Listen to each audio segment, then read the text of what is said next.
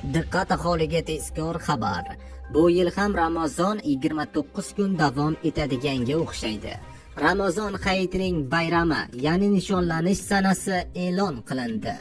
Barcha fuqarolar tezda xabardor bo'ling. Assalomu alaykum hurmatli tomoshabinlar, tezkor yangiliklardan birinchilardan bo'lib xabardor bo'lishni istasangiz, videorolik ostiga like tugmachasini bosib, kanalimizga obuna bo'lishni unutmang. Like bosgan insonni Xudoyim doim qo'llasin. Bu yil ham Ramazon 29 kun davom etishi mumkin. Qo'shni Tojikiston Respublikasida Ramazon hayiti 30-mart kuni nishonlanishi e'lon qilindi. Bu haqda Respublika din ishlari bo'yicha qo'mitaga tayanib mahalliy nashrlar xabar berdi. Qayd etilishicha, bayram sanasi haqidagi yakuniy qaror Tojikiston ulamolar kengashining 27-mart payshanba kuni bo'lib o'tadigan yig'ilishida rasman tasdiqlanadi. Bu yil Rajab va Shabon oylari har biri 30 kundan bo'lgani uchun Ramazonning 29 kundan keyin tugash ehtimoli yuqori.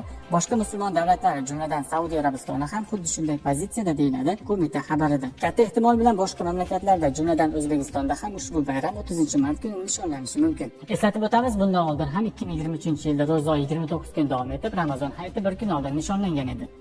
Hurmatli tomoshabinlar, videorolik ostiga like bosib, kanalimizga obuna bo'lib, videoni yaqinlaringizga ham jo'natib qo'yishni unutmang. Hurmatli kuzatuvchilar, O'zbekistonda ham Ramazon hayiti sanasi e'lon qilinsa, birinchilardan bo'lib albatta kanalimizda ma'lumot beramiz.